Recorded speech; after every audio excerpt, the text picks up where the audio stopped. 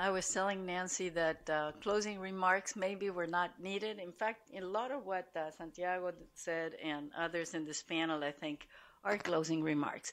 I'm going to say that what we learned today is that we still are in time to influence the process, because a lot of people thought that, after the high-level panel came with its recommendation, that was it. Rebecca made it clear that's not the case, so work ahead will be rewarded. The second thing is that she also gave us a clue of what may be lacking, which is to generate a political constituency, and, not just political, I think also about it, thinking constituency that may come up with ideas on how and why it's important to do the monitoring of inequality. I think that we all agreed that even though most of us don't think, I don't know if anybody said, I want a goal. I think not even you, who were like the most radical of the group, was saying we want a goal. Everybody agreed that it's a good idea to monitor. And we also, by the way, I always have a question that I'm going to leave for everybody's. Maybe, if the poorest person in the world earns an income equivalent to what staff member of the World Bank, the IDB, of the IMF makes, nothing personal, eh?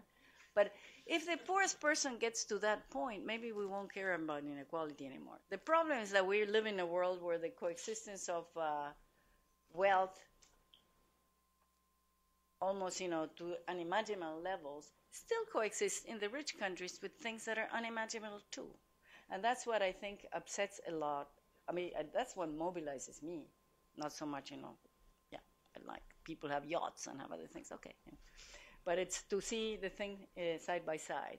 So I think at some point, maybe in the future, inequality will be less relevant, maybe not, but I think it's going to be less of a concern. The other thing that was very important is to recognize that inequality dynamics can come up out of things that are very bad.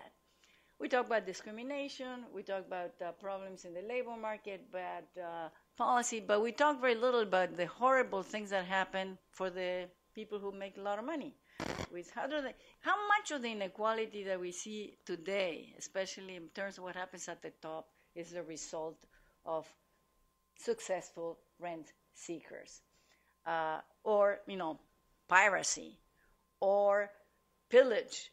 We would probably have to look at that, and we would probably see that where the efforts have to be made are much more important in terms of all the moral hazard and distortions, etc., is over there more than over here.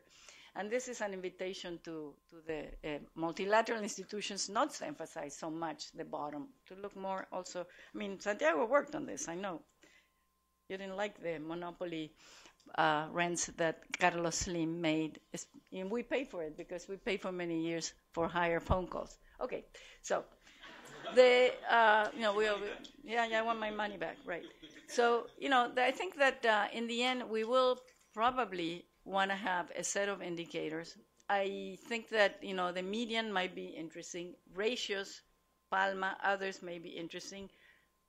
Summary statistics may be interesting that cover the entire range, like the Gini. But I do agree with, is it Anne? Paul. No, you're Andy. But Paul, that I do want to see something that tracks the top 1%.